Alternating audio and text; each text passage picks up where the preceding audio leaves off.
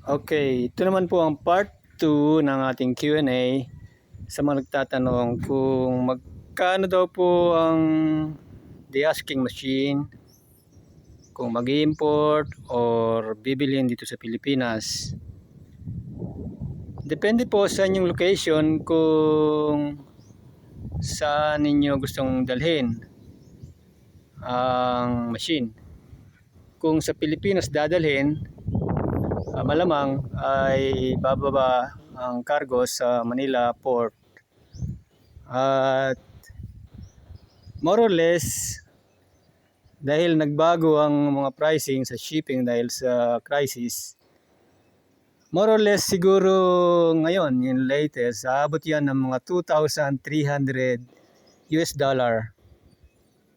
ang presyo ng unit kasama ng shipping fee. So, hanggang port lang po yan.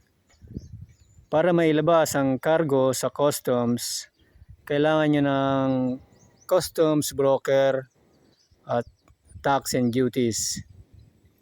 Yan po ang dalawang additional fee na i-cover ng importer.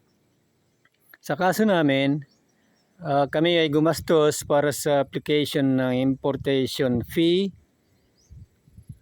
Kasama na yon sa charge ng broker. Gumastos din kami para sa mga processing, brokerage fee at customs and duties. Umabot kami actually ng 65,000 pesos per machine para lang mailabas from port to Manila. So, yung presyo na $2,300 plus another $1,000, more than $1,000 actually, para mailabas. So malaki gastos namin talaga as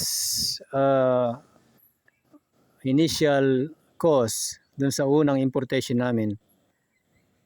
Ganon din malamang ang ma-experience ng mga first time importer. Kung talaga interesado kayo na directly makipag-ugnayan sa India, sa manufacturer.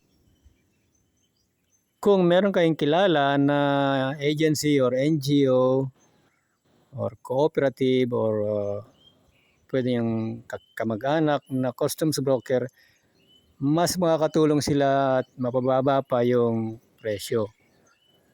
Yan po ang aming sagot sa presyo ng mag-i-import.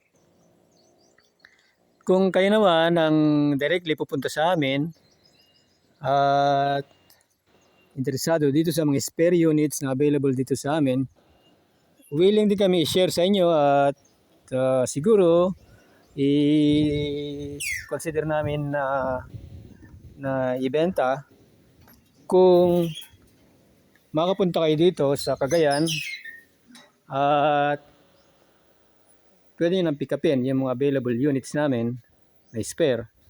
Ito po ay brand new, hindi pa nagagamit. At yun ay kung makapunta kayo dito sa amin. Kung nasa malapit lang din naman kayo within Luzon area hanggang Bicol siguro, pwede namin i-deliver to door. Itong dalawang unit. At you cover of course yung delivery fee dahil medyo mahal na ngayon ang crudo at kailangan natin ng extra cost sa delivery ng unit. So, ibigay namin yung presyo na gusto nyong malaman sa private message or sa text or through formal discussion at conversation or actual na meeting natin.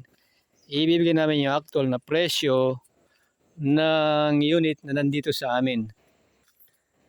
At halos kaparehas lang din dahil yun ang experience namin doon sa presyo na malalaman ninyo kung kayo mag-inquire directly from the factory.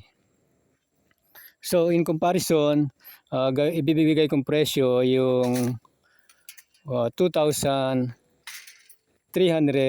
na shipping fee and price of the unit plus customs and brokerage fees. Yun lang po ang pwede kong may sagot dun sa nagtatanong kung paano at magkano ang presyo ng makina. Yun lang po. Thank you.